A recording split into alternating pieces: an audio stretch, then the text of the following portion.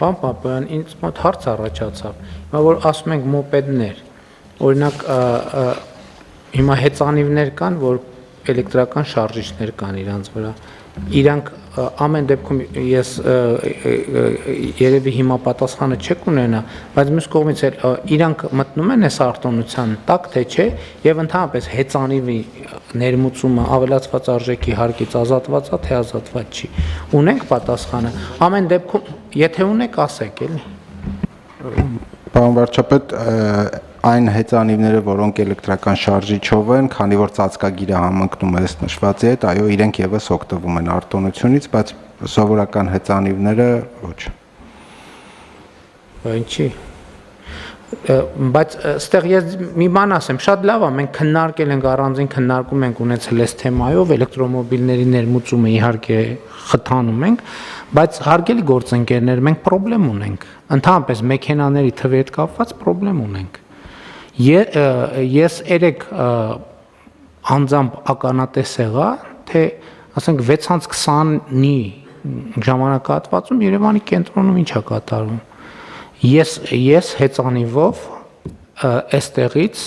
Բաղրամյան 26 հասնելու խնդրեմ ունեի խցանման պատճառով։ Այսինքն ես չեք կարող մտածել, որ կարա ժամ լինի, որտեղ նույնիսկ հեծանիվով հնարավոր չլինի անցնել։ Շատ լավ, մեքենաները բերում, որտեղ են տեղավորվելու այդ մեքենաները։ Ես համաձայն եմ, որ նույնիսկ խցանման պարագայում ավելի լավ է էլեկտրոմոբիլը լինի, որովհետև խցանման մեջ կանգնած մեքենայի շարժիչը աշխատում է, մեր մեքենաների Եվրոպայում կան մեքենաներ, որ հենց կանգնում է շարժիչը անջատվում է, բայց այդ արտանետումները բան են անում մեր միջավայրը, բայց ստե խնդրեմ կա, պետք է հասկանանք ինչ ենք անում։ Իհարկե ես առավոտյան հանձնարարել եմ, որպեսզի ներքին գործերի նախարարությունը, տարածքային կառավարման եւ ենթակառուցվածքների նախարարությունը, Երևանի քաղաքապետարանը ոչ թե աշխատանքային, ես հանձնարարել եմ, որ ճգնաժամային խումբ ստեղծեն, որովհետեւ ես հասկանում եմ, որ օրվա բոլոր ժամերին չի որ այդպես է, բայց այդ մեծ խնդրեմա։ Երկրորդը, մենք պետք է այլ ընտրանքային տրանսպորտներից, իհարկե հանրային տրանսպորտի զարգացման մասին խոսել ենք, կառավարությունն էլ մենք միջոցներ հատկացրեցինք նաև այդ նպատակադրումով, որպեսզի տրոլեյբուսներ ձեռք բերեն Երևանի քաղաքապետարանը, բայց մենք պետք է հասկանանք, որ սենց մենք սխալ տեղ ենք գնում, վստահաբար սխալ տեղ ենք գնում, որովհետև ինչի էլեկտրական հեծանիվների մասին բան արեցի, հարցրեցի, որովհետև շատ ասում են Երևանում հեծանիվով տեղաշարժվելը բարդ է եւ նախ ես ասեմ ինքս հատուկ այդ նկատառումով նաեւ որ այցա լինում, առիթա լինում, այդ քաղաքներում հեծանիվ եմ քշում, տենց քաղաք չկա, որտեղ 100%-ով հարթ է։ Շատ տեղերում կան բարձունքներ, վերելքներ, վայրեջքներ եւ այլ, հարցը դա չի։ Բայց նախ սովորական հեծանիվով էլ կարելի գնալ նոր-նորքի զանգված, համեն դեպս ես անձամբ Երևանի բոլոր բարձրադիր թաղամասերով անցել եմ հեծանիվով, բայց երկրորդը այդ կան հեծանիվներ, որոնք էլեկտրական շարժիչով են, այսինքն առանց ջանքի, առանց մեծ ջանքի կարելի է բարձրանալ, բայց նույնիսկ եթե ջանքի մասին է, կներեք 1000 ավելի լավ է մի քիչ քրտնել, քան շատ ներվայնանալ, որովհետև այդ խցանումը արդեն բան է, այդ խցանումները արդեն մարդու բանի նյարդային վիճակի վրա ազդում են, հետո այդ մարդը մտնում է սոցիալական ցանցեր, չգիտեմ ինչ, գնում է տուն, հարևանի հետ եւ այլն, այդ բանը, այդ նեգատիվը որևէ ձևով պետքա պարփվի եւ վստահ չեմ, որ բոլորն են տենց բան ձևով, հանդարտ ձևով պարփում։ Ես կառաջարկեմ, եթե հեծանիվները չկան, էլեկտրական հեծանիվը կա, որովհետեւ մեր ծրագիրն էլ չի աշխատում իմիջիայլոց, ոնց որ թե ուսանողների համար ընդունած ծրագիրը հեծանիվների, այլ չեմ ասում, որ չի երևում, որ ուսանողները սկսել են հեծանիվով գնալ դասի։ Ու սա խնդրեմ է, ես համոզված եմ դուք ինձնից շատ գիտեք խցանումների մասին, բայց այն ինչ որ ես երեք տեսա, դա սարսափելի է ուղղակի սարսափելի է։ Ու տենց մենք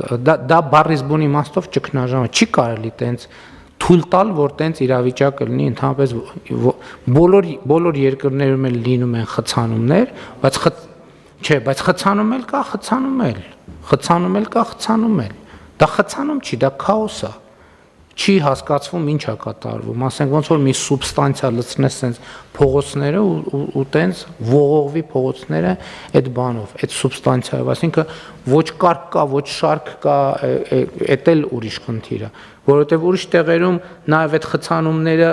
գոնե դասավորված են իրանց արանքներով, կարա մոտոցիկլը անցնի, մոպեդը անցնի, հեծանիվը անցնի, հնարավոր չի անցնել, ոչ մի բանով նույնիսկ ոտով հնարավոր չի անցնել, որտեղ անդադ պետք է կամ այս մեքենային կպնես, կամ այն մեքենային կպնես, եւ սա շատ լուրջ խնդիր է։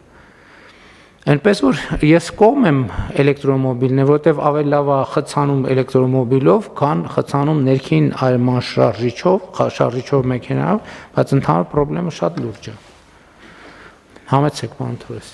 Շնորհակալություն, պարոն վարչապետ, ես իհարկե հաստատեմ ձեր բոլոր ասացները, բայց կասեմ, որ լինում են օրեր, որ նույնիսկ ժամից կախված չեն խցանումները։ Առավոտի ծիրիգուն խցանում է ամբողջ քաղաքում։ Այսինքն միանշանակ այդ հարցը պետք է լուծենք ինչ-որ կերպ եւ դրա լուծումը նոր ճանապարհները կառուցելը չեն, աշխարհը ապացուցել է, որ ինչքան շատ ճանապարհ ես կառուցում, այնքան մեքենաները շատանում են։ Եվ վերադառնալով հարցին, մի հարց եմ ուզում էլի տալ